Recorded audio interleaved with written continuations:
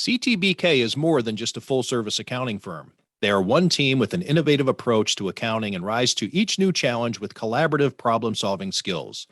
CTBK goes above and beyond by lending helping hands in the Buffalo and Niagara communities through volunteer work and donations, and is partnered up with Victory Sports for 2022 to help keep kids in the community active.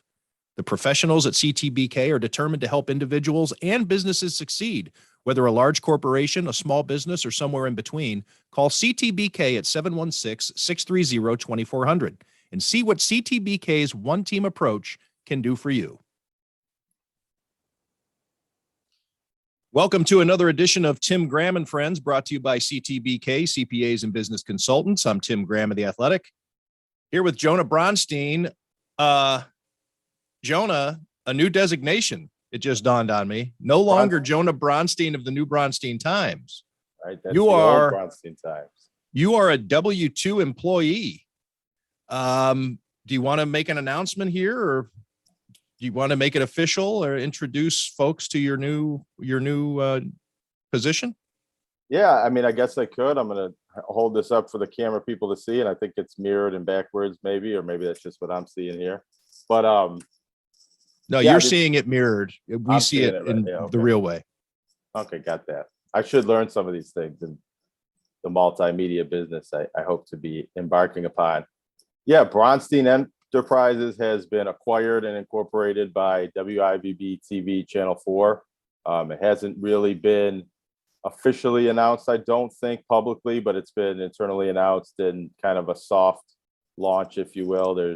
If you search hard enough on Google and certain websites, you'll see my author page. You might see my Twitter bio has been updated, and soon enough, you'll see me contributing articles for WIBB.com and other type of content, and probably more social media activity and more public acknowledgement of this job that I've been training and onboarding in the past week, and just got off for my Friday shift. What are your reporting duties? What types of stories will you be doing? Well, anything and everything, and some of that is still to be determined and figured out along the way, but it's going to involve covering Bills, Sabres, college, high schools, and everything in between in Western New York sports. It's not a specific beat job like a newspaper and like past jobs I had at the Buffalo News, where I was only covering high school sports, or certain roles with the Associated Press that would only do Bills and Sabres games.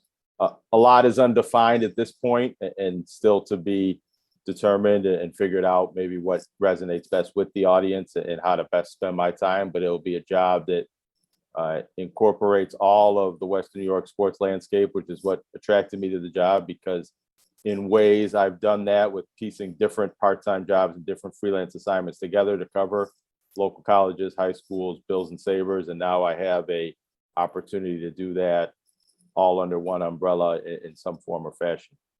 I know it's early yet, but do you think that you will be picking your stories more so than being assigned them? Do you think that you have, like you say, the entire landscape at your disposal? What do you think you'll be gravitating towards? Yeah, I do think I'll have a lot of opportunity and responsibility to find the stories that I'll be writing about.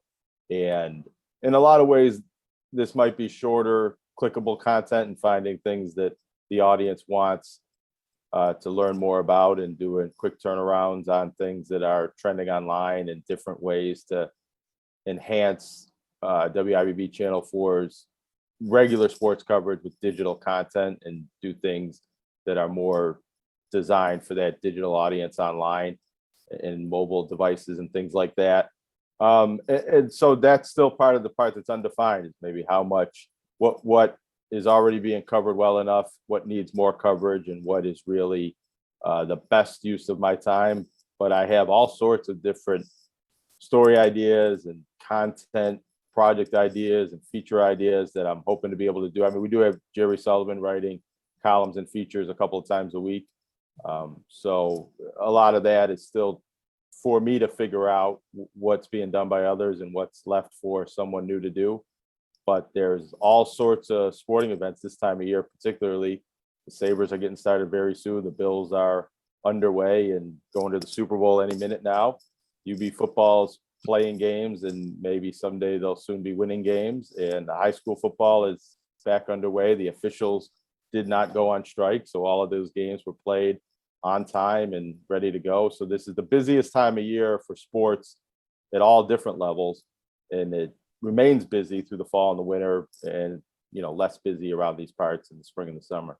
Well, and it was very significant, Joe Biden getting involved in the Section 6 referee strike to make sure that did not happen right before the railroad strike was solved. He got his hands dirty and made sure that Western New York was going to have its high school sports. Right. I think that's why Kamala Harris came to Buffalo this week to broker the Section 6 officiating labor dispute. That was the hook. Well, I'm happy for you, Jonah, and I think that your voice is the most important in this market when it comes to high school and college sports, and any chance to amplify that and give your coverage that much more exposure is a great thing for Western New Yorkers, whether it's online, whether it's in print, wherever your work appears. I'm happy for you, and I'm happy for Western New York sports fans. Well, I appreciate that, Tim, and I like that this strengthens our working relationship and connection a little bit. Now we're we're teammates in a way. BKL, Josh Reed and Thad Brown and the whole crew there. Mike Courtney, Heather Prusak, we all consider ourselves teammates. Sal Capaccio and Matt Perino also, even though we're not full-time employees. We're on spec. You get the paycheck from them. I have to submit an invoice, but we're still teammates.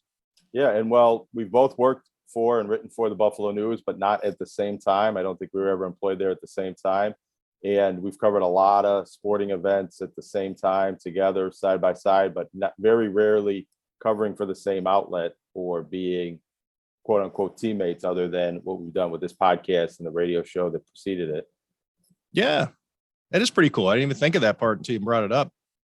By the way, I should mention that we're going to be joined later in this episode by Ed Helinski. Now, he's a North Tonawanda native who's led an incredibly colorful career. First as a journalist, he worked for the Tonawanda News, the Buffalo Courier Express, but his career took a turn in the 80s when he took a job with the World Wrestling Federation as the editor of their magazine when it launched. And he has some great stories to tell about his career. Also, he was the beat reporter for the Buffalo Norsemen, one season minor league team here in Buffalo, 75-76 season. They were in the North American Hockey League, and that's the league that inspired the movie Slapshot. And Ed has some good stories to tell about how he was not necessarily involved with the movie production, but because Paul Newman and his crew were using the North American Hockey League as its basis, that he was around a lot of the production and involved with what he thinks was a scripted brawl in a game that he was covering, and it was scripted for the purpose of the production crew to see how it would play out on film so they could see it in a game. And I think the North American Hockey League obliged the production and held a line brawl right there in front of everybody. So we'll have Ed on a little bit later. Jonah, I want to ask you about this. And I was just watching the news earlier today, and it's been a big story. I didn't realize until you told me right before we came on the air that it's a national story. Bill's fandom, it really is an event in and of itself. And it has been that way, especially when the team was bad. You think about, during the drought years, we all knew people in our lives, friends of ours, who didn't have tickets to the games, but were just going to tailgate. They had no interest of even stepping foot in the stadium. They went to tailgate. It's the party. And then they went so long without having primetime games other than the Thursday night, throwaway. Then they finally have a game. And I don't remember whether it was a Sunday night game or a Monday night game, in which two people died. The fans got so drunk. The one guy fell face first into the creek after he got ejected from the stadium. Another guy got run over trying to cross Southwestern against the light because he was too drunk. And so the Bills fans have had this, and I also want to take a step back. I don't want to have this be totally negative. I mean, but Bills fans have had to make their own fun for a long time. And I do recall HBO Real Sports, maybe 15 years ago, did a segment on fans who get too fucked up. It's a problem for the NFL, and the NFL started a pilot program in which they were trying to find ways to mitigate fan accidents, misbehavior, ruining the experience for the fans who weren't there to party type thing. And the pilot program was held in Oakland and Buffalo. And that's not a coincidence. They didn't just pull those two teams out of a hat. So Buffalo knows how to get after it. Well, most of them, most fans know how to get after it. And with the game starting at 7:15, and this is my long windup to get into this point, and maybe that's part of the reason they're trying to get these kids off the streets, out of school, out of the buses. They don't want the buses on the streets anywhere near the South towns. Half day of school, and of course, I'm not saying it's the drinking part of it, but this half day of school thing has become a national story. Like, look at these Bills fans and how they get after it. You hear about it sometimes when a team wins a championship, that the mayor says, okay, the schools are closed tomorrow, so you can come to the parade or something. We're going to close our schools early just so we can clear the path for the home opener. Well, it's a traffic related decision for the most part. ECC, I believe, cancels their evening classes on a day like Monday when the Bills play in prime time as well. I kind of remember that being a little bit of a story when that first happened a few seasons ago with a primetime game, because for the Bills weren't playing Monday night games at home and primetime games at home for many, many years. And it's only more of a recent phenomenon where the Bills have, one, been good enough to do that, and two, there was some thought that maybe Ralph Wilson didn't want these home primetime games. So it's more recent in time that these occasions have even come up, other than maybe the odd preseason game that was a weeknight before. And with the schools getting let out, so yeah, I don't think they're getting let out. It's like, hey kids, go home and paint your faces and get ready for the game. They're trying to clear the streets. Now there is a push. I heard people talking about it last week. Some people think school and work should be canceled on Mondays, or in the case last week, a Friday after a Bills game, and maybe even after an evening game, because everybody needs that just day off to recover from the emotionally draining experience of watching. Right, the emotionally draining part. It has nothing to do with being hungover or fill in the blank. Well, if we're talking about school age pupils, I don't know how many of them are hungover and fill in the blank, whatever. Well, that's true. But I thought you're saying to get out. You're saying school should be. I thought you were referring to like work, like jobs, like that. Right. You should have to show up to work on Monday after a Bills game.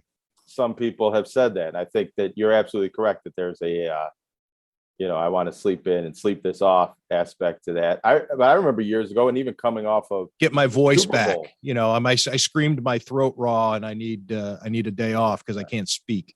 Well, I remember a lot of people not going to school or calling in sick the day after those Super Bowls, because that was a emotionally draining experience late into the night, and it was very hard for people to wake up the next day and get back to normal life after 13 seconds. Yeah, maybe. I'm sure maybe people called in. I've always kind of, rolled my eyes maybe a little bit, or pushed back against this idea that, we're only happy in Western New York on a Monday after the Bills win, and everybody's sad in Western New York for the whole week or half the week after the Bills lose. I think that's overblown, but there's probably a lot of people that feel that way. And, but this is a different thing. This is about anticipation for the game. And I knew that was a significant local story. I do wonder if there's other school districts where the kids are saying, well, what about our half day? But if you're not in a traffic area where it's really about buses, the buses are not going to be able to get in and out of school and do what they're supposed to do properly at 3-4 o'clock with all of that Bills traffic. So that needs to be pushed up to earlier in the day. But I was surprised to learn this morning. Our friend Elena Getzenberg, who covers the Bills for Buffalo for ESPN.com, came and spoke to my class at Medaille University, sports and media class. And as you do, would like to bring in. I'm going to say it because I need to speak it into my mind. Medaille University. I know it's not Medaille College anymore. It's Medaille University. Yeah. And I'm just saying it for my own as well. and Duville. Damon University, Deauville University, also Baldwin Wallace University, my alma mater, which I can never get right. In fact, I'll say this, I have problem. I still call them the Cleveland Indians. I'm constantly asking my son if the Indians won last night. My daughter is the one constantly correcting me. She doesn't give a shit about sports, but she's always telling me, Dad, it's the Guardians. I'm like, And I think I should have that down by now. Mhm. You know, it's been 9 months since the name change or however long it's been. But anyways, sorry to interrupt. So Elena Getzenberg is talking Elena to your class Getzenberg. at Medaille University. Yes, and then we pulled up her latest stories for ESPN.com. And the latest story that she wrote yesterday was about I'm reading it right here. Schools near the Buffalo Bills Stadium will have a half day before a Monday Night Football game. Now, this game is on ESPN. Maybe that does sort of influence this decision now that I'm thinking about it. But I was surprised to learn that that's a national story, that there's people outside of Buffalo that are interested in reading about kids in Hamburg and Frontier and nearby Orchard Park that get a half day. And that's what I'm getting at when I say this. The Bills fans have taken on a life of their own. It's their own thing. They're being covered, not as much as the team, but they're being covered as their own thing. Right. And the phenomenon of being a Bills fan is content. Yeah. Bills fans are a brand and almost a franchise in and of themselves outside of the team itself. And maybe that happens with some other fan bases. I'm thinking Oakland and Cleveland, but not all the time, not too often. We didn't really get this stuff in Cleveland. I'm talking about growing up when the Browns were good. And of course, times have changed. I mean, I'm talking about 35 years ago. But you'd get the fan stories that would come around when the playoffs were rolling, were coming to be. You'd start getting those fan stories about, braving the elements and the tailgating and all that stuff, but not in early September or October even. I'm thinking the dog pound. Was the dog pound ever as much of a media phenomenon as Bills fans have become in the last few years? The black hole, Lambeau, there are some things that teams have, but the Bills fans, like anywhere, it doesn't have to be, it's not a certain section of the stadium. It's not like Wrigley Field bleachers or, trying to think of what are some other, trying to think Pittsburgh doesn't really have a thing. Miami doesn't have a thing. Anyways, but there's, some, like you say, the dog pound was a section. It wasn't just the fans of the Browns. It was the people who sat in a very specific place. Whereas the Bills fans it's just all of them. Everybody. It's a little bit like maybe a college crowd. There's probably a better football example of this, but I'm thinking of the Cameron Crazies, where the fans themselves are almost as famous or well-known and contribute to the game atmosphere as much as the players and the team on the field. Right. Yeah. Well, it's interesting. And so Elena Getzenberg, who covers the Bills, she doesn't cover the NFL experience. Her editors, rather than a Josh Allen story or Stephon Diggs or Ed Oliver's injury, and ESPN knows what gets the clicks. The ESPN knows what it's doing. And that's what ESPN's editors wanted to hear about. And so I just think that's fascinating. And we've known this. I mean, we know the lore, the folklore of Bills fans.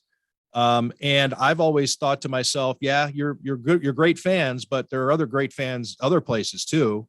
But now it seems now that the team is good and you have this convergence of the feverish fan that was built up during those drought years of the table jumping and the partying and all the different things about proving your fandom, even when the team sucked and looking for ways to enjoy yourself on Sunday. That is now meeting a team that's really good.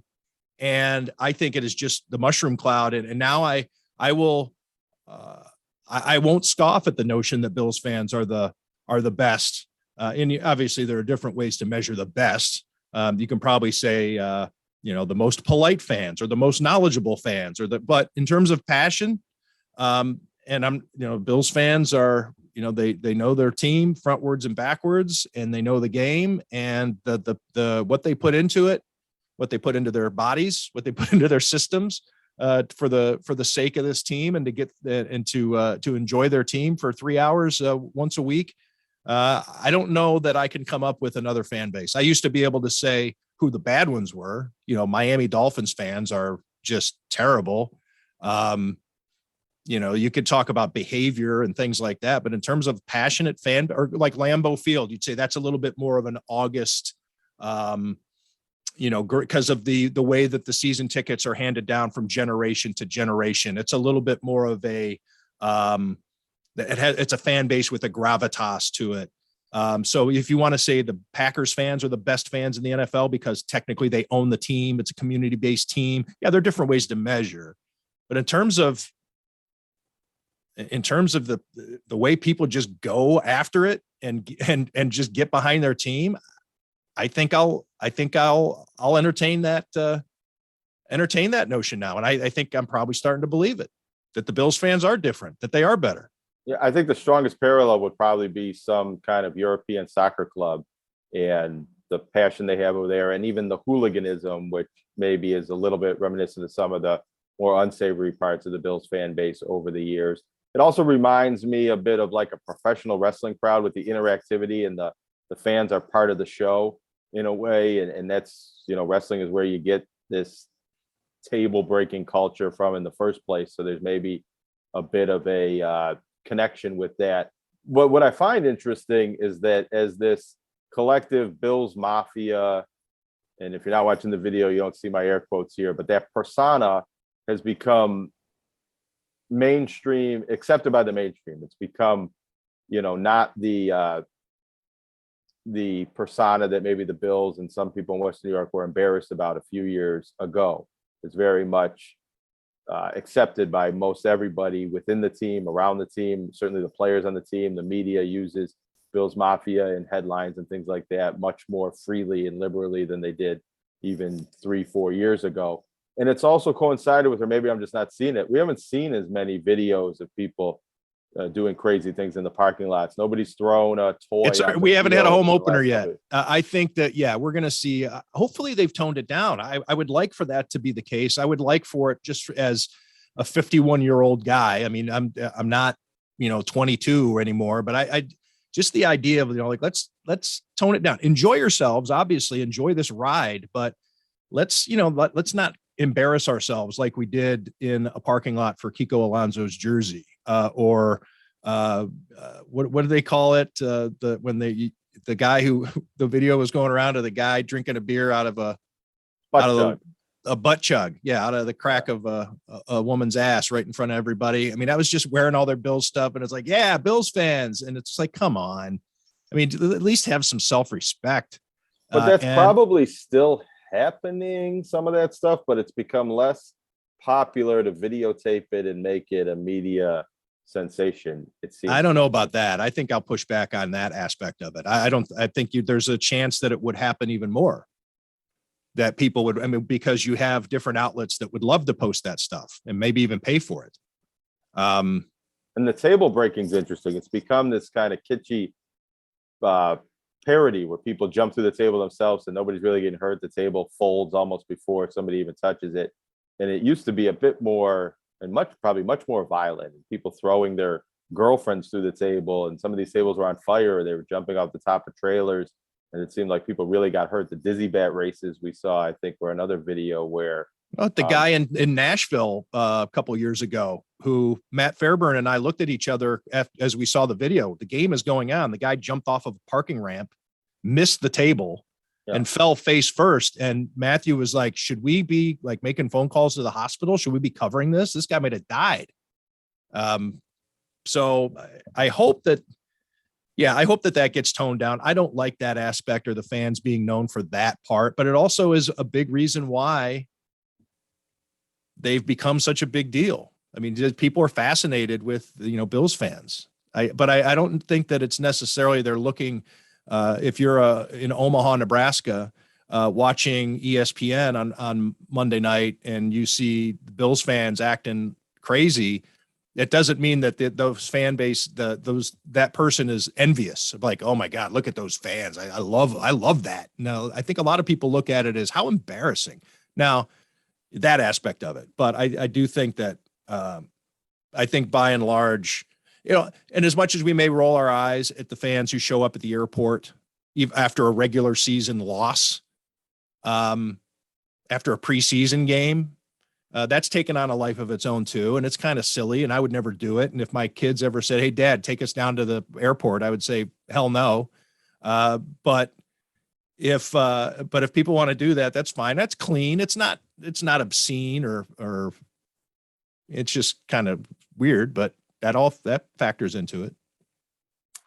Right. Yeah. And as you mentioned, this is part of the national appeal is Bills fans behaving badly. At least that was what maybe brought the eyeballs in the first place. And if the Bills fans were just very passionate, but all they were doing was waving pom poms and singing the shout song, it probably wouldn't be a national story that schools are being closed in a half day. It almost fits that national narrative of this in this town. Nothing matters more than going to the Buffalo Bills game. Right.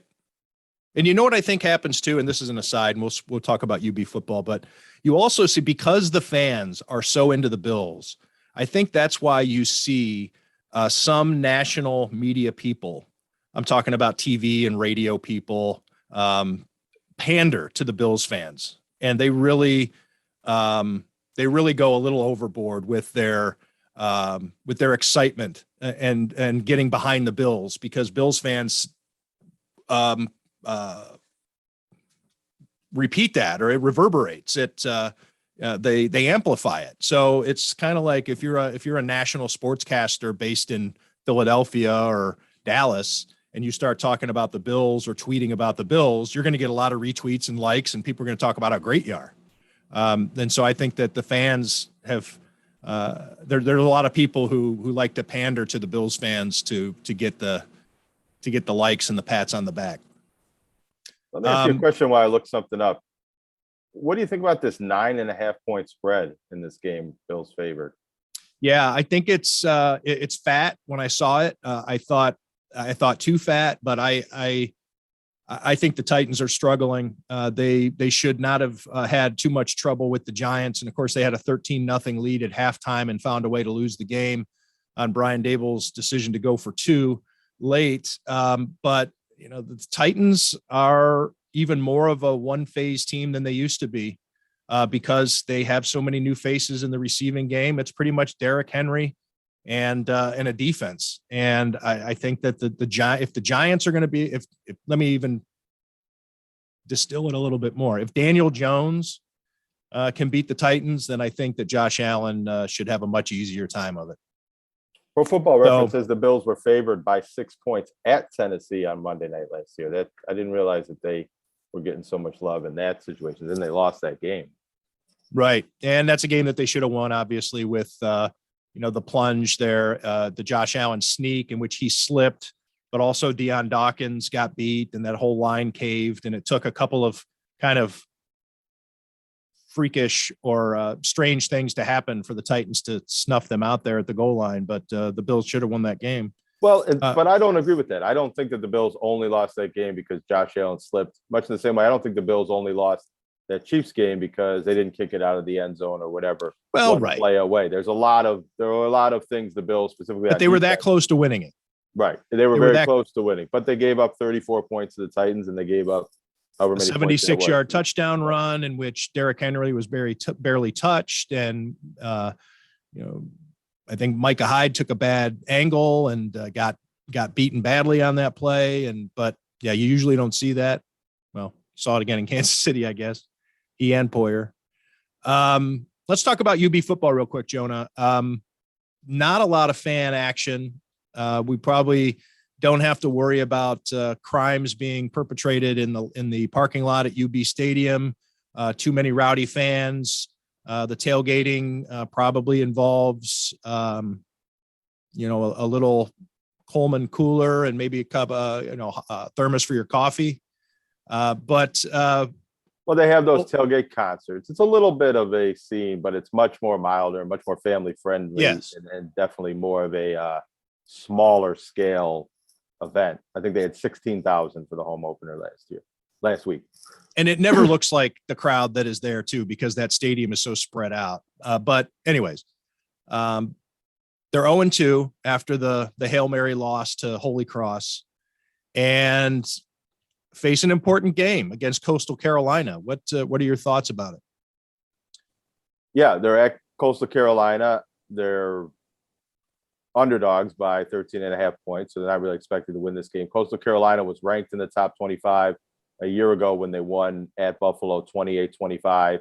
I covered that game for the Associated Press because Coastal Carolina was a ranked team.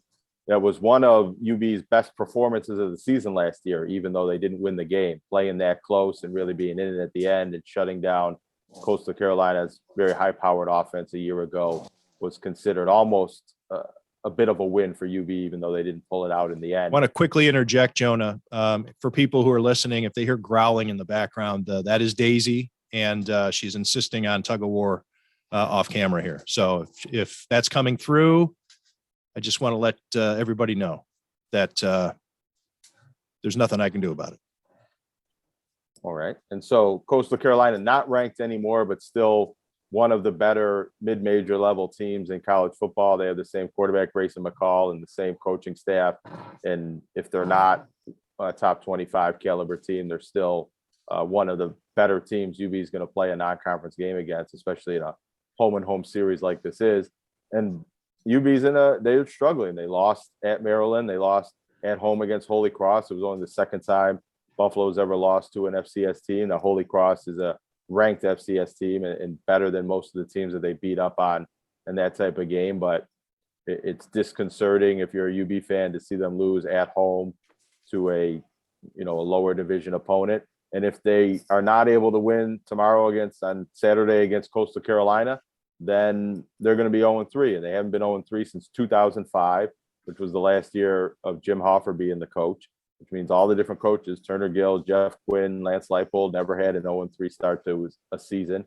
And it would be their seventh straight loss, which is the longest losing streak spanning multiple seasons since the end of the 2010 season and then the opening game of 2011, Jeff Quinn's first and second season.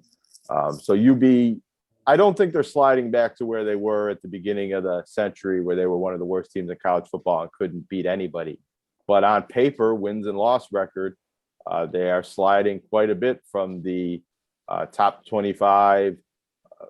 But Maryland and Coastal Carolina, that's, like you say, those, take a look at any other 0-3 start in UB history, and you don't have teams like that. I mean, at least not True. 2 out of the 3. And a lot of these seasons were 1-2 starts where they lost to a team like Maryland and maybe a team like Coastal Carolina, but beat that FCS team. That's really the big reason. But just numbers wise, if they're 0-3 to start the season, it's going to be very difficult for them to get to 6-6 and be bowl eligible. And maybe they can have a nice season in the MAC, even if they don't win any non-conference games, and possibly win the East Division and go to the MAC championship game and find their way into the postseason that way. But it's starting to look like another losing season for UB. And what happens with UB is I think they have some local relevance and get some excitement in the fan base when they're good and when they're winning and when they have the potential for maybe a postseason opportunity. And then when they lose a lot of relevance. It's not like the Bills or the Sabres where people want to know why they're bad and how they can get good again. It's sort of, all right, I'm done paying attention. Out of sight, out of mind. Yeah. I'll think about it again in 10 months. Especially when the Bills are this good and it's going on at the same time. Some of UB's more interesting years from a fan support perspective probably came in years when the Bills were struggling a bit or whatnot. So it's tough for UB to really get on the local radar a bit unless they're really good and the Bills aren't sucking all the oxygen out of the room. Yeah, it'll be so it's a big game in a lot of ways, even though they're not supposed to win. They need to maybe pull something out. I think it's a big game for confidence because I think if they lose by a big number and then they go into their MAC opener next week at Eastern Michigan, 0-3 and maybe losing confidence from some of the ways they've lost these games. But if it's similar to last year, if they lose 28-25 but feel really good about themselves, and I think last year was a game where UB felt like if there were 5 quarters to that game that they would have won, that they were getting better and better and taking over the game late after falling behind early. So I think if they lose in that fashion, especially on the road, then it could be a bit of a springboard to starting to win some games as they get into MAC play. But a bad loss could just snowball and cycle even further the way this season's going. Jonah, thanks for that. We're going to take a break. And then when we come back, I'm going to have a conversation with Ed Helinski, who is a former Western New York sports writer who went on to work for the World Wrestling Federation and also has been doing some good work with the North Tonawanda Football Hall of Fame. Stick around right after this. The financial needs of a business go beyond tax and attest services. That's why CTBK goes beyond accounting services and offers outsourced solutions through their affiliation with CFO Solutions Plus. These additional services allow clients to focus on their operational and long-term strategic goals. Trust CTBK's outsourced solutions to provide cost-effective, value-added financial services tailored to your company's needs. Call CTBK at 716-630-2400. Again, 716-630-2400. Or go to ctbk.com to learn more about CTBK's outsourced solutions. We are joined now on Tim Graham and Friends, brought to you by CTBK, CPAs and Business Consultants, by the pride of North Tonawanda, Ed Helinski. This has been a long time coming, mostly because of my problems with scheduling. And I'll just go ahead and say this is take 2 of the podcast because of my problems getting words out of my mouth. Ed, thank you. It was been a long time coming. We had to delay it an extra couple minutes to do a second take here. Thank you for your patience and thank you for joining me. Thank you so much for having me. We're going to talk about the North Tonawanda Football Hall of Fame in a little bit. Ed Helinski has been a great contributor to that cause and to putting it together and getting it off the ground. And but Ed has had an incredibly colorful career in journalism, which would include 4 years with the World Wrestling Federation. And when I say World Wrestling Federation, I do so on purpose. And I think that should be suggestive of the time that maybe the institution wasn't as polished. And Ed has some great stories to tell about his 4 years working with Vince McMahon and all the great characters and friends of his. But Ed, let's start at the beginning. You're a journalist at your core, right out of high school, right out of North Tonawanda High School. You are a sports writer. Why did you decide to get into it? What was it about sports writing that drew you to it? Tim, I got into it while I was in high school. I started off as a stringer with the Tonawanda News, hired by a gentleman named Paul Moran, who then was there for a couple of years and then became a great horse writer down in the New York City area in Saratoga.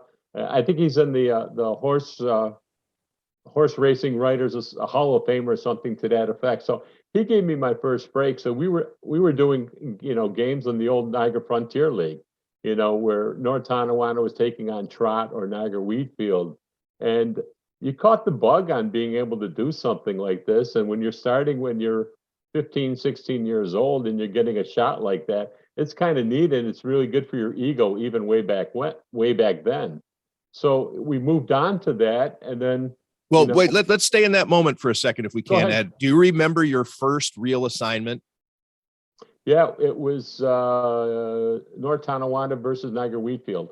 And what do you recall the game or anything about it, or your experience of trying to file a story afterwards? Everything was done on a Smith Corona typewriter at that point. I mean, I don't think we had an electric one. It was the manual one we were hacking and pecking at, and God forbid that you made a spelling mistake or anything like that. And then you filed the story on paper and you threw it in the night slot over at the Tonawanda News on River Road, because the game happened on Saturday. There was no Sunday paper and it was going to appear on Monday. So Niagara Wheatfield at the time, the field wasn't really nothing like the stadiums like today. I mean, it was more like a mud pit, and those high school fields were afterthoughts more than what they are today. I mean, with the artificial turf and pristine conditions and the crown that is exact on some of these fields. Back then, it was really Spartan. So it's come a long way since then. I mean, the Niagara Frontier League was a great league. And it's funny how it all comes around full circle with the North Tonawanda Football Hall of Fame and our YouTube channel. We had the cast of characters, back then, George Vedder and Chuck Ramsey and Clint Small and Orlando Mazza in Niagara Falls and Bob Adams and Kenmore East and Jules Yakupovich and Kenmore West. That was a really special time where you had these big schools taking on these little schools, and nobody cared that they were playing a big school, David versus Goliath. It was an intense league, and a lot of the players described that old Niagara Frontier League as the best football federation in all of New York State. Yeah, there is a romanticism to those times, and they make sure that you don't play out of your level too often, and it takes some of that, like you say, the David and Goliath, the same thrill that you get in the NCAA tournament every year. Those moments don't exist nearly as much at the high school level as they used to. Even in the state of Indiana, the great basketball tournament that inspired Hoosiers. I don't know what it was, maybe 20 years ago or even more. They did away with that. It's not the open tournament. Everybody's got to play at their own level, and what that is really it's for money. Because the more championships you can give away, the more tournaments you can run, the more money you can make at the gate. But anyways, I don't want to go down that path. So your path, you go from the Tonawanda News to the Buffalo Courier Express. Let me just backtrack. But you went to college in between, right? I went in between, but my first year at college was at Niagara Community College. But I still had a beat with the Tonawanda News, and that was the Buffalo Norsemen of the North American Hockey League. Slapshot. Exactly. That was the year that Slapshot was made. And so I sat in some of the filming and some of the different locations with that. Was caught in the locker room in Johnstown, Pennsylvania, in the infamous brawl. Met Paul Newman at that point. And to this day, the brawl, I think, was incited and was the idea of the movie. They wanted to try it out first and to see if it would play out and how it would look. And then they recreated it on film.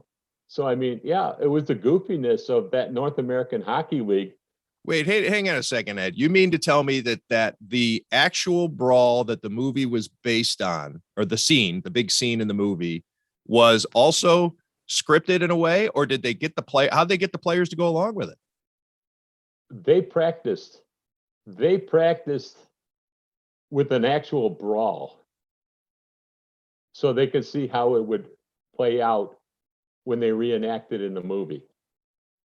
To this day, and to the day I die, I will always believe that it would, because, I was in professional wrestling, the entertainment, I understand how some of these things work behind the scenes. Please don't insult my intelligence, because I know better, that this was concocted by the movie people and Paul Newman, and because they wanted to see how it would play out. And were there some bad blood between the Johnstown Jets and the Buffalo Norsemen at that time? Yeah, there was. But it just egged these guys on, maybe throw a couple bucks their way, these players. The Hanson brothers were notorious as they were in the North American Hockey League, even before they became movie stars. And, they were, get the tinfoil and foiling up way before that. So, it was madness. We were, locked in the locker room. We needed a police escort out of town, fans trying to come through the bus windows, canine dogs coming after the fans and taking a chunk out of their legs so they would leave us alone. And we got like a 10-mile police escort out of town. I mean, it was goofy and nuts. And I'm a poor kid who was like 18 years old at the time, taking this all in, not necessarily understanding what the heck was going on at the time. So this is 1975-76 season that you're covering the Buffalo Norsemen. Correct. And I'm sure that wasn't the only moment, because, again, this is the league that inspired Slapshot. And I'm sure you have other stories. What was it like to cover that league at a time? The Sabres are in existence. The Buffalo Norsemen, there is room, I guess, back then in sports for fringe minor leagues. But obviously they fail over the course of time. but they're doing whatever they can to stay in business and to draw attention and to get fans. You have players clinging to careers, players hoping to start their careers, all those different things while doing it with minimal resources in the dressing room, from your coaching staff, your training, the equipment, all that stuff. What do you recall of that? And of course, you say you're 18, so maybe you don't know any better. But then I guess as time goes on and you reflect and you're like, wow, that you get some perspective of what it's probably supposed to be like when you get around other locker rooms and reflect on what it was like to be a member of the Norsemen, or even of that league at the time. What it was the Sabres sent some players down there. And that team was also a farm affiliate of the Toronto Toros of the World Hockey Association. The Buffalo players that were sent down were people who had bad habits, meaning they might have drank too much. So they were, instead of sending them to their minor league affiliate, their direct American League affiliate, they would send them down to the North American Hockey League. And this way they would kind of like sweep them under the carpet and let them play. Some of these guys, were then picked up would go to the World Hockey Association. You had a lot of players that were college players. You had guys who were undrafted. You had guys just looking for a chance and an opportunity. And it was rough and tumble, brutal hockey at its finest. It was all gooned up in a lot of ways. It really was. Guy Trottier was the player coach, and those of you who know, Buffalo hockey understand Guy was quite the player with the old Buffalo Bisons. And a guy named Willie Marshall, who was like one of the all-time leading scorers in the American Hockey League, was the general manager. And so those two were put in charge of putting together this ragtag bunch. That they went through a lot of players. I remember Les Binkley, the great Les Binkley, being signed by the Buffalo Norsemen, or a guy named Kiki Mortson, who was then at that point 47 years old. They brought him in just to be a power play specialist. It was a lot of guys who were cast off in their careers, a lot of them that developed bad habits throughout their careers, and were put in this league just to bide their time until it was time for them to retire. I just happened to pull up the roster here while we were talking. The Norsemen went through 9 goalies that season. And the list of players is long. It is long because you're churning through them. But the leading scorer was Larry Gould. He had 32 goals and 68 assists, a nice round 100 points in 71 games. How about Steve Atkinson? In 37 games, he had 61 points. Steve Atkinson was a terrific talent. He was one of those gentlemen that had questionable habits. Yeah. The other one that you should pay attention to is Claude Noel, who played on the Buffalo Norsemen, who also then became an NHL coach. And Claude, after the Buffalo Norsemen, they only existed 1 year because they ran into financial difficulties and then never came back. Dr. Dudley Turecki, who owned the team with a couple of his investors, they bled out with all their money regarding the teams. Claude Noel had a great American League and had a couple cups of coffee in the NHL, and then became a coach, assistant coach, and then became an NHL coach. So I mean, there's some guys that made it. Claude was one of those that wasn't drafted high, or even if he was drafted, and he moved on. He took advantage of his opportunity.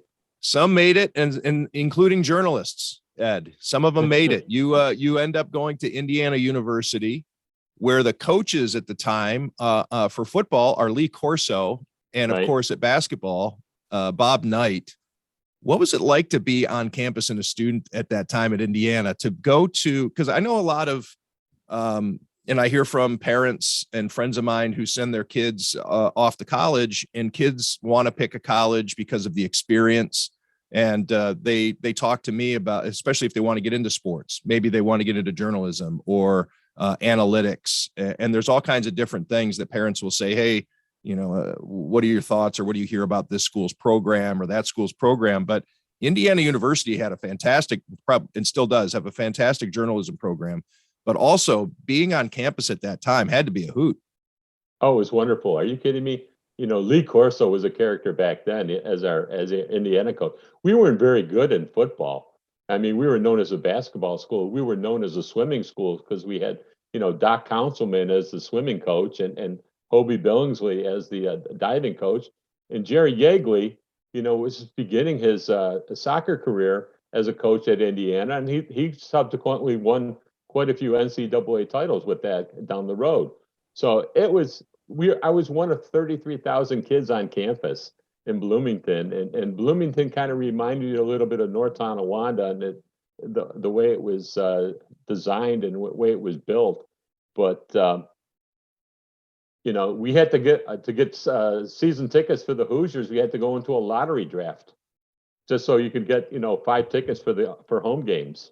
And one game you're on the floor, one game you're up in the nosebleeds, and wherever it took you. Did you miss the undefeated season, or was that? I came right after the undefeated season. Right. So it's at peak Hoosier hysteria at that time. We still had Kent Benson on our team. We weren't that. My first year there, we weren't that good. It was like a 500 team. After they went 2 years in a row where they only lost one game. It was hard to keep that up at that point. But Bobby Knight was an interesting cat and an interesting character. I mean, he was tempestuous back then. I mean, some of the stuff that hasn't been written, Bobby, he had a temper. He did things his way. No. Oh yeah. Oh yeah. and Lee Corso was just the opposite. He'd bring his, they scored a touchdown against Michigan and lead in the game, and he would stop the game and line the team up in front of the scoreboard so they could take a team picture of them, beating Michigan, because that's the closest thing that they would come to it at that point, But he would bring them out on the field in a double-decker bus. I mean, Lee was quite the character back then, and it was good for the program. Now, Bob Knight, I think if you want to talk about cancel culture in today's society, he caught a bit of that, obviously. Of course, I don't think that strangling a kid, I don't think that strangling Neil Reed or berating a student who doesn't even play for him on campus would constitute high sensitivity. Generally, you don't get away with things like that. But you saw him, again, peak Bob Knight. I mean, that's the type of guy who ran the university in many ways. You just win a national championship in the states, the official state sport of basketball. And I just want to ask you, Ed, how long would a Bob Knight last today? For those who maybe, we have a lot of people who are listening to this who may not even have seen Bob Knight on a sideline. In fact, Bob Knight's final game with Indiana took place in Buffalo at the NCAA tournament here when they were beaten by Pepperdine, right? Yeah. I think. Yeah. Jan Van Bredikoff, who then used that to get his job at St. Bonaventure. But anyways, Bob Knight in today's world, how does that go? Maybe a season, maybe one season. Unfortunately, his brazen personality would not play well.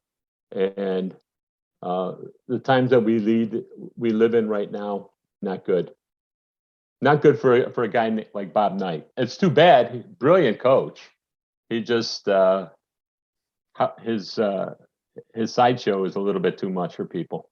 The interpersonal skills are a little lacking, I think. I had a cousin. My first cousin played at Indiana University for Bob Knight in the late '80s, early '90s. Pat Graham, and he was a hell of a player. And remember him. He chose Indiana because of Bob Knight, and a lot of guys did. And they lovingly MF him to this day. But some of them don't anymore. I think he wore a lot of them out. And it's interesting, I'd get around Pat at a family reunion and people start asking him about Bob Knight, and he didn't want to talk about it.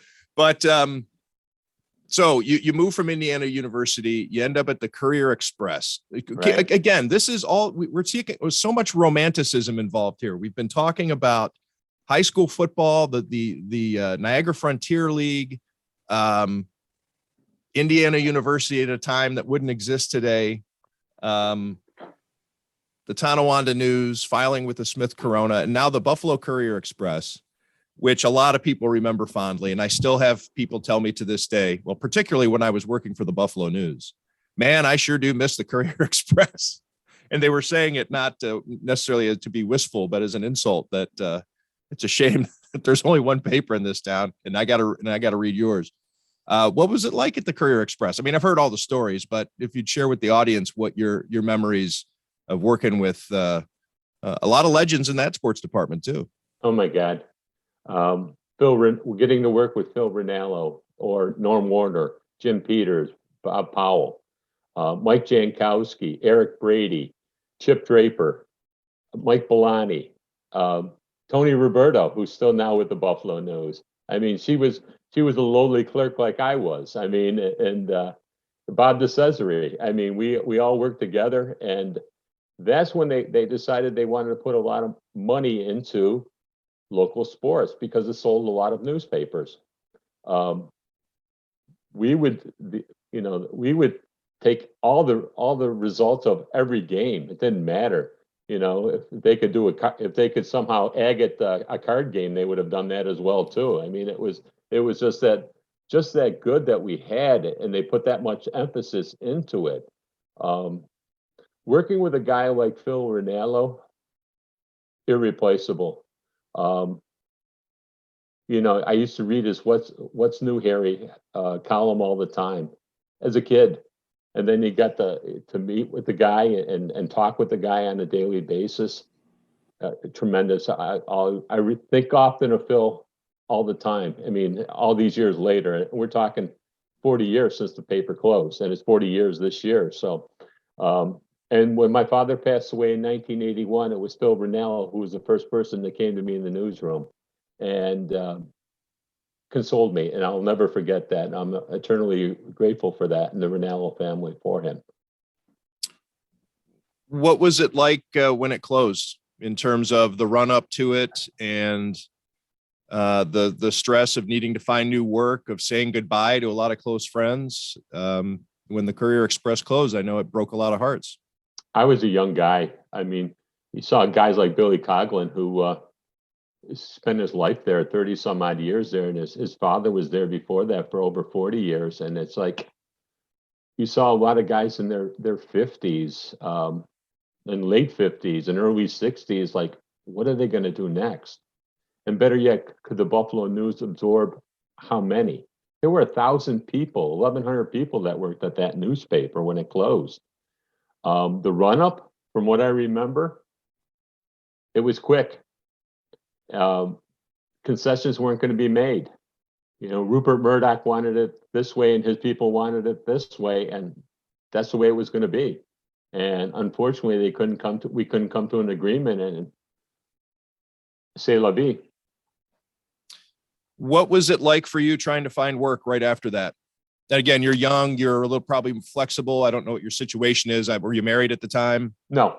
Okay, married. So you could move if you needed to, but what was it? Was it a mad scramble to find jobs?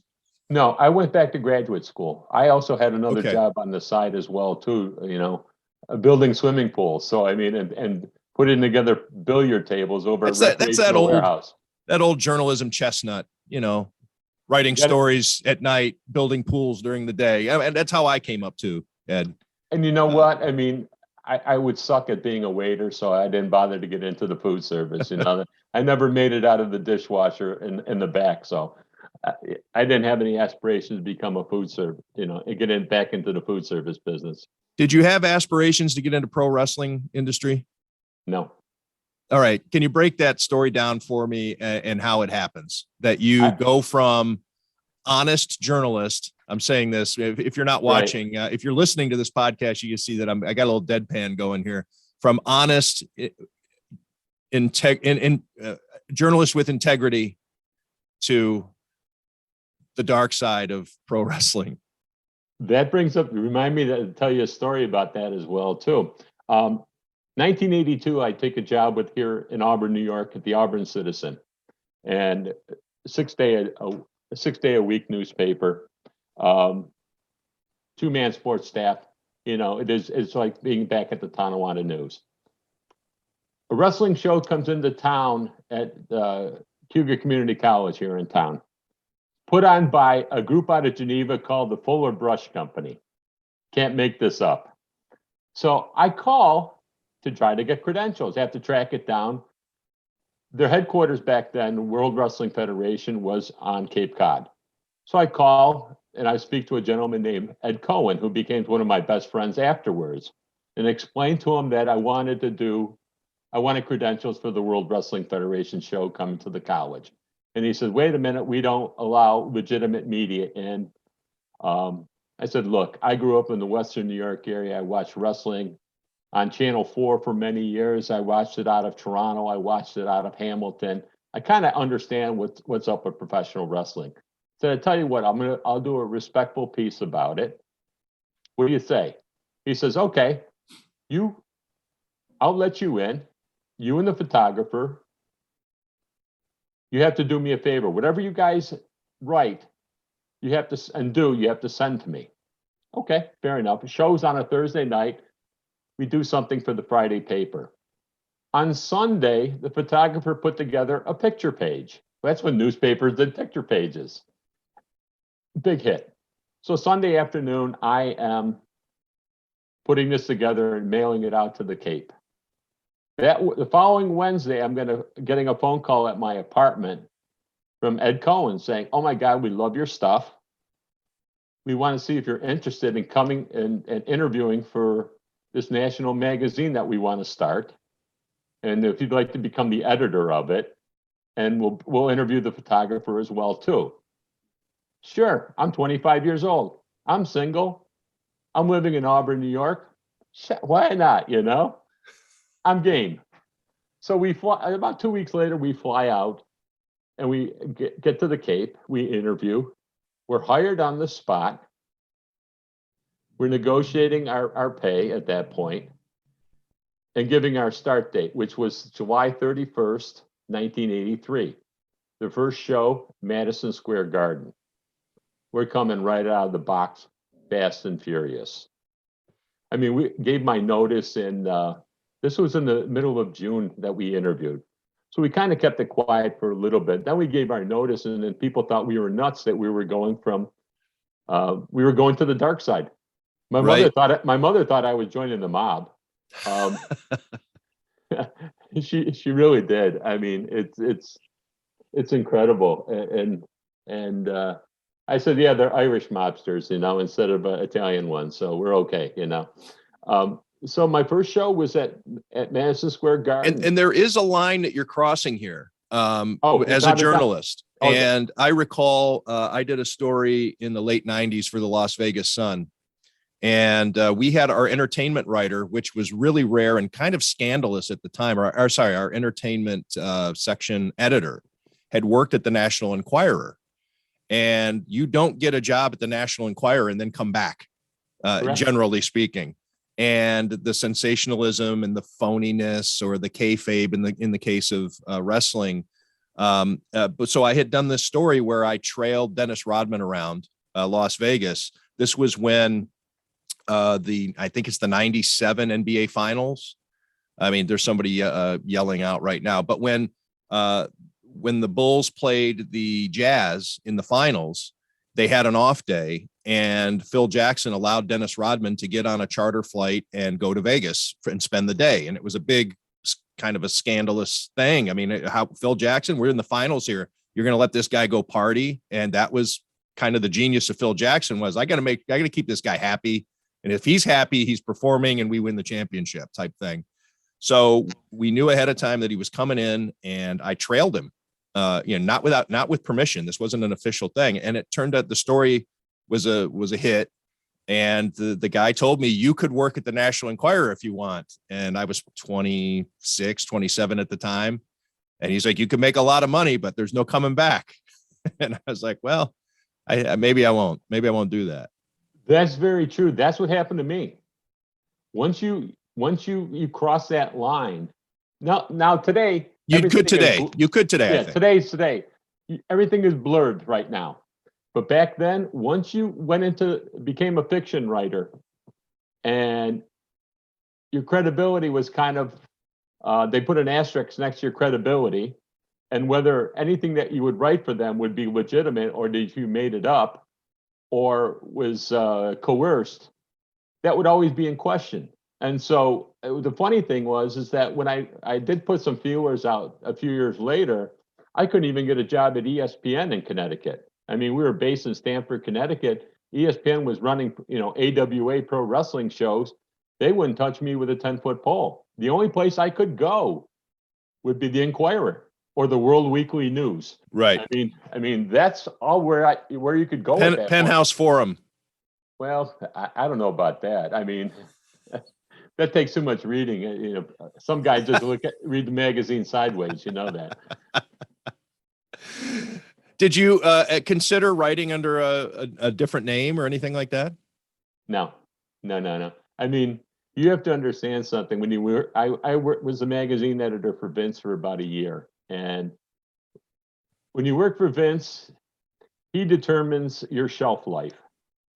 And I did a lot of different things. Don't get me wrong. I learned a lot from the man. The man is a pure genius. He really is. He is definitely the modern day P.T. Barnum. How he made such a mega empire in such a short time is mind boggling. The man would literally work 18 to 20 hours a day. He was always on the go. The only problem is that he expected you to be working those same 18 to 20 hours, but he wasn't paying you for it. And so it's how much can you give at that point? It's just like, how much is enough is enough. And the light speed, how they wanted to get things done. We were never told that he had a year to pay his father off with $1 million, or Pops was taking the business back. So there was always that incentive that go, go, go, go, go. And Vince doing different television deals with all these different markets. No two deals were alike. He was taking it from shows being on Friday nights and Saturday nights at midnight on the way off hours that TV stations would give him. And now he was taking it and moving it to mainstream with USA Cable Network, and then got hooked up with the people from NBC, where we ended up doing Saturday night, main events. So, I mean, it took off exponentially. I mean, and this is 1983, when the World Wrestling Federation is still presenting itself as real, right? Wrestling is real. This is the big 2020 expose with John Stossel, where he gets slapped. And from what I understand, you were nearby when that happened. But yeah, that's the infamous slap. 10, 15 feet away and backstage at Madison Square Garden when that happened. And wrong place, wrong time for John Stossel at that point, and he got the wrong dude when David Schultz. So, I mean, it's like, and, David Schultz to this day has said that Vince coerced him into doing it as well, too, to protect the image of the business. We never used the word fake in any way, shape, or form. We didn't use the word entertainment at that point. It was known as a sport. And it was until later when, Vince, had to apply on some state licenses that he put it down as entertainment, and the mainstream media jumped all over it. And then and that's really what tripped it up. For those who don't know, it was, I believe, the trigger was that I believe it was, I don't know if it was New York or New Jersey, said that if this is real, then you need to go through our Boxing and Wrestling Commission and be regulated. You have to go through testing. You have to apply for licenses for each of your competitors. You need to have things like an ambulance on site in case there's, all the different things that a boxing match needs to have for safety regulations and licensing. And correct me if I'm wrong, Ed, but I think that's really what got it. And then Vince then had to admit in either documents or an open court, that I don't recall, that we don't need all that stuff because it's not real. And it was supposed to be a big mushroom cloud, and it ended up somehow catapulting wrestling into more of a mainstream, it got more popular. Well, it did. It was New Jersey, by the way. That New Jersey. Okay, I knew it was one of those. With the application, but it gets kind of muddled with Pennsylvania as well, too, because we had the Dr. Zohorian steroid nonsense in business, where Dr. Zohorian went to prison for a few years for giving the boys too much of unprescribed candy. You know, when we did television taping in Allentown and then Hamburg, Pennsylvania, which we did every 3 weeks. Now, this isn't an expose I'm here talking about. That a lot of these guys and a lot of these boys were my friends. A lot of them are gone. You know, people have said to me, "Why don't you write a book?" Nah, not my style, man. I was invited into this fraternity, and there's a certain bond and a certain code and a certain loyalty, even when they're gone, that you know, you just don't cross that line. You know, it's blurred right now, where people doing all kinds of different podcasts and this, that, and the other thing. And I really don't partake in that whatsoever. I mean, it is what it is. But I was very, very fortunate to be part of the business. I mean, you get to meet the Grand Wizard, Ernie Roth, a couple months before he passes away. And Ernie was a wonderful guy. Or Captain Lou Albano and Freddie Blassie and Roddy Piper and Hulk Hogan and Sergeant Slaughter. I mean, I saw Slaughter a couple years ago, and he stopped at a signing event. He stopped right in the middle of it and said, "I got to say hello to an old friend." And he gave me a big hug, and he said, he started talking to me like it was 1986. And I said, "Please stop it. I'm going to cry." I mean, it's just one of those things that you don't, it's just a wonderful time in your life that I'll take to the grave with me. It's just fantastic. You know, on this podcast, I do like to talk about journalism whenever I can. And we do have a lot of people who do like to tune in for that aspect of it, as well as, you know, talking about the Bills or the Sabres or whatever's going on in sports. So you bring up a good journalism question here, Ed. You know, when Deep Throat died, it was revealed who he was. That was one of the things. And maybe Woodward and Bernstein had a discussion with him before and said, "Okay, when you're dead, we can come out and say it." What are your thoughts? You just mentioned something interesting in journalism of a source who you are protecting, or you're protecting. And the same thing with me. When I write a story where I source somebody, there's a trust of, I know I can tell Tim Graham this because he's not going to burn me. He's not going to out me. I can stay safe. I'm not going to get fired, or I'm not going to face, you know, a problem here. I can tell Tim Graham this information and it's going to go in the vault. But when that person dies, what happens? What do you think should happen? Obviously, you've given your answer, but let's maybe discuss it from a journalism standpoint. The idea of, if you've given your word, should that be forever? I think your word is your bond. So if you've given your word, you stick with it, even after the person's gone.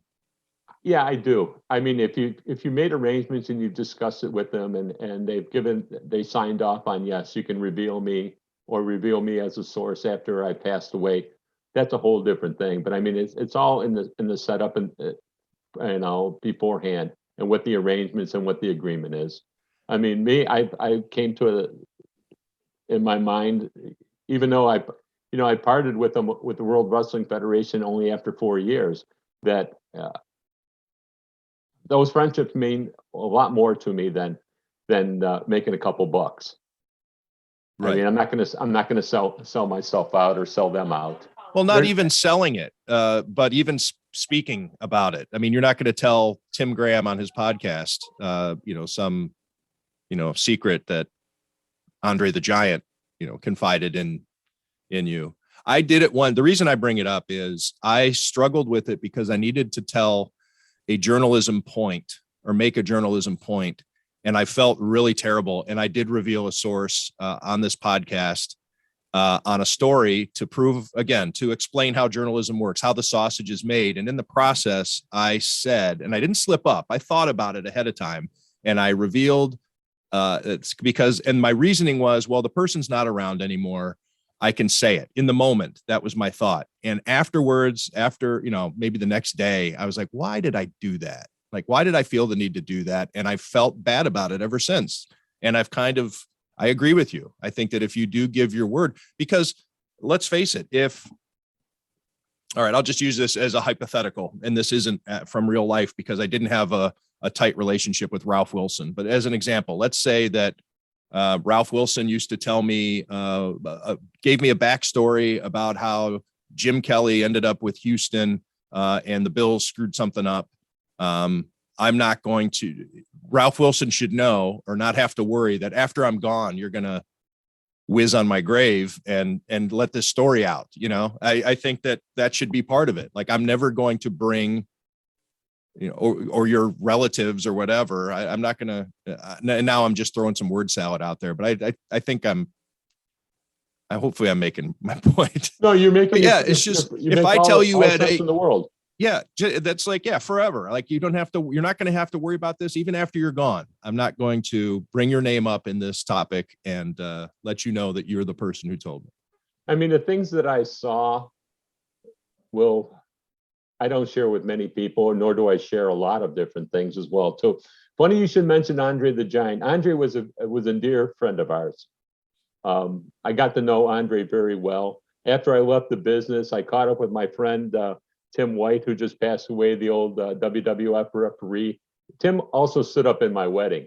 So we caught up in Buffalo at the Hilton right after an odd show. It was about December of 1987. And we ended up going to the bar at the Hilton. And Tim was the bodyguard of Andre the Giant.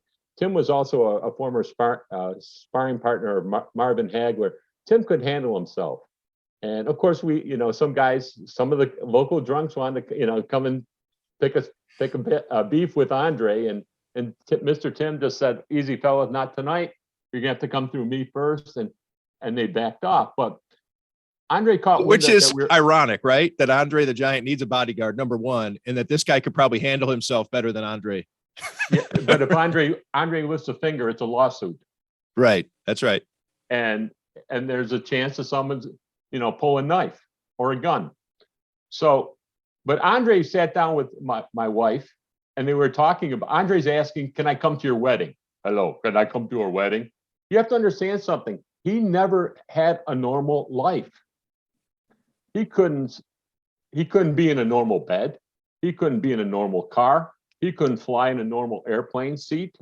He couldn't go in a normal bar. A lot of these places, he was in back rooms with these bar owners and bartenders. I mean, and so Andre's asking my wife, "Well, what color are your bridesmaids' gowns?"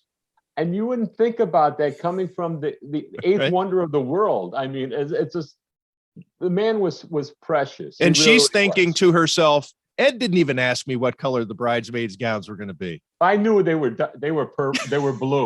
They were blue. So I mean, I trust me, when you're getting married, you know all these details. You know that you do have to pay attention once in a while. So, but he couldn't make it. He knew. We said, "Okay, it's May 14th, and this is December," and he's going, "Oh, I can't make it. I'll be in Hartford that night working." So he knew all these things in advance.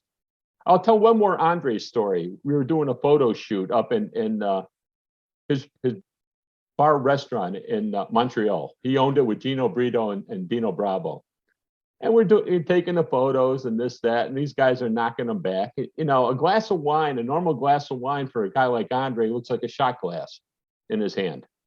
Right. And so we decided, let's go out on the street and take a couple pictures. So we're out on the street, and this little old lady coming down the street, she stopped in front of him. And she points her finger, puts it right in his chest. Now that means that her hand is above her head. And she's going, "Kill le monster, kill le monster." Andre in Montreal was a heel. It was known as Frère Jean, Brother John. And this lady was, nobody put her up to it. She just came up to it and gave him a piece of her mind. It was nutsy. It was crazy. I mean, the stuff that we did. The other thing what we did was with Sergeant Slaughter. We decide one day, or no, let me back it up. We could decide with the Iron Sheik, we're going to go down to the United Nations. Blassie in the car. I'm driving the company car. It's a Lincoln Town car. Got Steve Taylor, the photographer, next to me. The Sheik has got that Khomeini flag. He's hot as a red hot. So much heat on him. And Blassie's loving every minute of it. Fred had just retired as a wrestler and getting into this manager gig, and he's still, it's good for his ego and still in the limelight. We get out, park in front of the United Nations. She gets out there with that Khomeini flag and is waving it and spewing out all anti-American stuff. And you could see, looking at the building, all the people pouring out of the building and quite the commotion that he's making. And before they went out, I said, boys, we got maybe 10 minutes. Then you got to get in the car. We got to get out of here. So we did. The people that came out on the street that needed to see this spectacle, I mean, Sheik that was putting the flag, unfolding the flag and disassembling it in the car. Him and Blassie were roaring the whole time. Oh, this is great. Oh, and Blassie, ha, ha, ha, ha, ha, ha. I mean, the stuff that we did, and I'm thinking, I got to get out of Manhattan here, and hopefully nobody's going to follow me, and better yet, hopefully no one's going to kill us. So, I mean, it's just goofy stuff that we did. Now, another time we go to Washington, D.C. with Slaughter, Sergeant Slaughter, him and the Sheik, Cobra Corps in '84. Americanism, you know, the Iranian hostage crisis, we're playing it up. We go on a Sunday morning, 8 o'clock in the morning. We're walking in front of the White House. Here come the guys in the suits talking into the cufflinks. All right, couple pair go by us, not stopped. We just go about our business, and a photographer is shooting photos. Here comes another two gentlemen talking to their cufflinks. They don't stop. Okay, couple more shots. Here comes the third set. Then they stop, and they said, Mr. Hilinski, how long will you and Sergeant Slaughter and Mr. Taylor be here this morning? We weren't aware that you were coming today. Said, we're about finished. Thank you so much. So back then, think of the technology. How'd they know who you were? That's Big Brother. They know who you are. That's Big Brother. They know. Wow. They know who you are. So we go to the Tomb of the Unknown Soldier. Very solemn place. You get some knuckleheads yelling, Sarge, Cobra Corps, USA, USA. You just don't do that there. Okay, you know, we go, you know, the statue of Iwo Jima. Sarge is, you know, putting his hands up in front of the statue, making it look like he's holding the flag. And, you know, we do that gimmicky stuff as well, too. We get back into my car, and I said, geez, we're driving by the Pentagon. Why don't I just go up the driveway, see what's going on? Which I did. Slaughter's in the back seat. You know, Steve Taylor's next to me in the car. Driving my 1979 Chevy Malibu with no air conditioning and the vinyl seats, lime green, no less. And we go up about eighth of a mile up the driveway. Here come three cars, side by side, coming at us, thinking, this is not good. So I just pretend I'm making a 3-point U-turn, right? Not rushing, not squealing, anything like that, just very methodical. So I get turned around. I didn't get very far, and they pulled me over. Sir, state your business. Well, you know, took a wrong turn into here. You know, we're here in town doing a wrestling shoot. And they look in the back seat and they go, is that Sergeant Slaughter? I said, sure is. They said, okay, follow what's out. You're okay. Next time, don't come up here. Okay, very good. Thank you. So, I mean, well, he has a rank. He's a sergeant. That was just a time, right, to tell you where the business was going at that point, and where a lot of people were in tune, whether they wanted to admit it or not. The closet wrestling fans, there's a lot of them out there. Another journalism question for you, Ed. What was the transition like when you were leaving the Auburn Citizen, and how did you know you're the editor of the World Wrestling Federation report? How did you know, or how were you taught what is okay to print and what is not okay to print? Oh, you learned the School of Hard Knocks on something like that. Throw out all the things you learned in journalism school and pick up everything that you learned in your English Lit class because you're writing a completely different style at that point. Everything went through Vince and Linda McMahon at that point. They were the final editors because it was their money, it was their magazine. It's the image that they wanted to portray. Where some things were gone back for rewrite, oh yeah, it happened. I mean, because you were going back with the legit journalism approach, and they didn't like that. It didn't fit the mode. And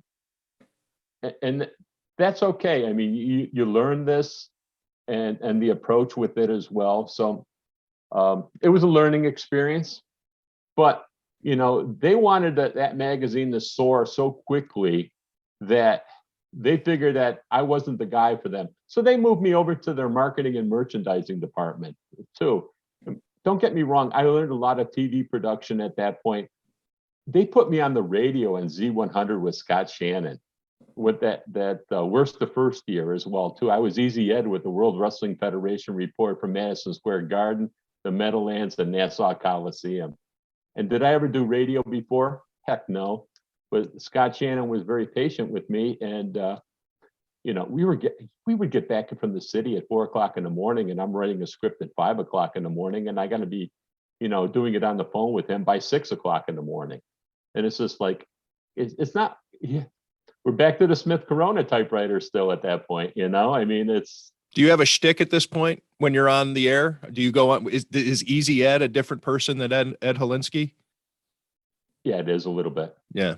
It is a little, and that was taught to me by Scott Shannon as well too. I mean, when I do radio right now for high school sports, I have a different shtick as well too. I mean, I'm entertaining. I mean, I'll be the judge of that. Well, and a lot of people are the judge of that as well too. I mean, but I can't be boring either. Right. You can't lie to people and you can't bore people. Those are the two biggest mistakes in the world. I mean. So how did your time at the WWF come to an end? I was going to get married. And we were coming to a point where, do I want to bring my bride to the coast of Connecticut? We called the Gold Coast back then for a reason. Fairfield, Stamford, West. I was living in Westport, Connecticut at the time. Do I want to, expose her to more nonsense of this stuff? I mean, the craziness and the zaniness of it. Or did I want to move back to Auburn, New York, and live a simpler life? We get married, we have some kids, and raise our kids in the area. And so we decided on that. And so I was coming up for a raise and a review. And all of a sudden they decide, before I could quit, they retired me. And that's okay. I mean, I got my severance, and it worked out well. What did you think that you could slip back into the journalism industry, or did you know? I guess I should say, did you try? Did you try after you left the no. WWF? No, because I knew I had tried the last year beforehand, and I was running up against resistance and a stone wall at that point. Nobody would touch me with a 10-foot pole. 5 years later, when all these television magazines came out, and those lines were starting to get a little blurred, that's completely different. Newspapers took a while before they eased up. They really did. They held a hard line. No, you crossed the line, you can't come back. So what did you do with yourself? I got in the trucking management with Yellow Freight System. I did trucking for about 14 years. Tried myself in insurance. Waste of time. It takes too long to build your business being in insurance. And then I got back into newspapers and on the advertising aspect of it, and then got into radio, which radio was always my first love. Growing up in Western New York, WKBW, WGR, WBEN, the mighty 97 Rock. I mean, all that stuff back then. And then I got a shot and an opportunity being a sales rep there. And then about 7-8 years ago, one of our announcers wasn't showing up for their gigs. There's too much advertising money left. You can't give it back. You don't want to give it back. So I said to the program director, give me a shot, you know. It's not going to be pretty in the beginning, but I'll be there and we'll get the games on the air. And then he gave me the shot, and it's all been good since then. And now I think I do a pretty good job at it right now. That or they would have replaced me a long time ago, you know. So, I mean, I've been doing radio here in Auburn, New York on WAUB radio and the stations of the Finger Lakes Radio Group. So high school sports, and it's a lot of fun. And then that leads me right into the next question about the North Tonawanda Football Hall of Fame. It's a pretty cool, a pretty cool group you got going there, but it started off just with preservation of some film, from what I understand. It did. A friend of mine, Keith Biscucci, you know, was bugging me about 4 years ago, saying we got all these old films from George Vedder's era. Now we're talking the 1930s, 1940s, 1950s that are on either 8mm or 16mm film. A lot of them were in the basement. Some of them got damaged due to water. A lot of them in those canisters are disintegrating because of the chemical reaction in all these years and inactivity. And he says to me, what can we do with these things? I said, well, you got to digitize them and you got to save them. I mean, otherwise, a lot of history goes up in smoke. I said, I'll tell you what, I'm going to retire in the next couple of years. When I retire, let's get together. So the day I announced my retirement, no later than a day afterwards, he's calling me. He goes, is it time? I said, sure. So we came up with a plan with you know, Paul Fries and Don Warmington, that we were going to raise some money to get these films digitized and preserved. And we got, you know, we sent them out to, we used a local vendor for some of them, and some of them we had to send out to a place called Legacy Box in Knoxville, Tennessee. We raised about $10,000 to get these films digitized. And we figured we would end up with about 450 and be tops with it. Then we got into the VHS tapes. I tried to find a VHS machine. Try to find a beta player that works. I mean, those are gone in the early 2000s. How tough was that? We found them. Where do you find antiques or? Well, no, Goodwill. Believe it or not, you just go on social media and say who's got a VHS player or a beta player, and you can buy programs for your computer. And so now this is at this point, this is the pandemic. This is 2020. We're starting to put videos up on this North Tonawanda Football Hall of Fame YouTube channel.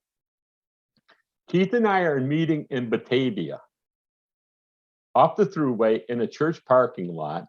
We called it our drug deal. We were exchanging tapes. Exactly. Yeah. We had the minister come out a couple of times asking what we were doing. I mean, it says, you know, if we told you, you wouldn't believe it anyways, but we're just exchanging tapes. But my wife thought I was nuts. I have a collection. He's got a collection, and we, you know, we're into this stuff, right, Reverend? And so we got through that, and then we got to some of these other tapes as well too, you know, in different formats, and got them digitized. So that 450 now grew up over 700. And said, geez, why don't we do a couple of YouTube, you know, some videos, Zoom videos with some of these former players, or doing them in person, just to, you know, get their thoughts and their memories of when they played. And so we did it for Bishop Gibbons, and we did it for the North Tonawanda players. And but we have all these films now. So now we're doing all the current games as well too. So now we're up over 840 videos, and it keeps growing. It's amazing. And so we have films that go back to 1928, and we found those, and they were a different format, a French format, that we had to send to Montana to get them digitized. I mean, some of the nutsy stuff that we did, but we have the ability to preserve memories, not just the NT guys, but all of their opponents. The Kenmores, the Niagara Falls, everybody that played at that point. And right now, 2.5 years into it, we're up over 105,000 views on our YouTube channel. So I mean, it just keeps growing and growing. And if you Google just anything with NT football versus so-and-so, it'll show up on the Google search. That's pretty cool. So we've done it with, put in the meta tags and everything like that to the cross-reference that. Some of the coaches and players that I've talked to, they passed away, and their families are grateful that they have something tangible out there forever of their loved one. Some of these coaches I couldn't get to in time, and they passed away, and I regret that. There's some players that won't talk to me for whatever reason. I got Rick Casada. Rick Casada doesn't give many interviews. He was, before we did the tape, just like this, he said, "I'm scared." He said, "You're a big tough guy. You shouldn't be scared." I said, "This is not brain surgery, and we're going to put each other over. So everything's going to be good." He's our most watched subject. No kidding. He is a Tonawanda guy in the North Tonawanda Hall of Fame. Right. And the other one is, we have this 39-second clip of the 1977 streaker in the TNT game, and that's got over 2,200 views right now. And people just, they're inherently inquisitive and like stupid shit like that happened in North Tonawanda history. We don't have one from the 1979 streaker who got caught and arrested. Well, there's time. Somebody's got it. Well, maybe not. 79. That's a tough time. Not just anybody had recorders going at that time. You have to understand something. Somebody knew something in 77 because typically all these coaches turned off the film at halftime. There was no recording. Somehow they got tipped off, and that was recorded. Okay. So it was an inside job. It was exactly an inside job. So with the North Tonawanda Football Hall of Fame YouTube channel, our organization's been around for 50 years. And, it honors the memories of all these great football players. We have our own little clubhouse over on Goundry Street in North Tonawanda behind the art center there. So, it's been there all along. And, bringing back all these things, all these videos, just preserve the memory of all these players and all their families, and something that their generations of families can hold on to and see. It's a rewarding project, I'm sure, to work on. It really was. You see a lot of these players jump out at you on the screen. Just watch all the film that I have over the last couple of years is tremendous. And just think about it, and you get thinking about a lot of these guys are no longer with us, but we have them preserved forever. Their grandkids, their great grandkids could see Uncle Joe or Grandpa Joe, there in front of them. It can get emotional sometimes. It really can if you overthink it. Well, Ed, this has been a pleasure.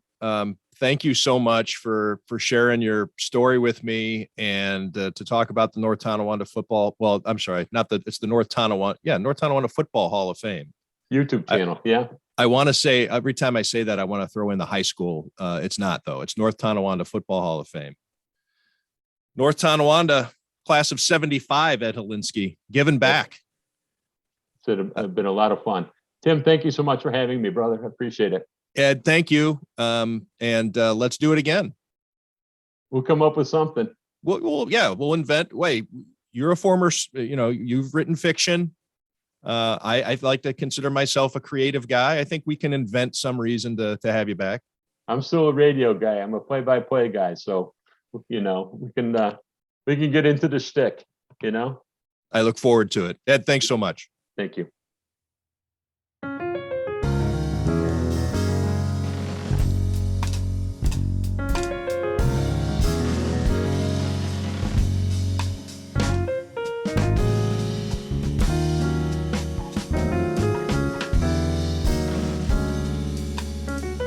Thank you.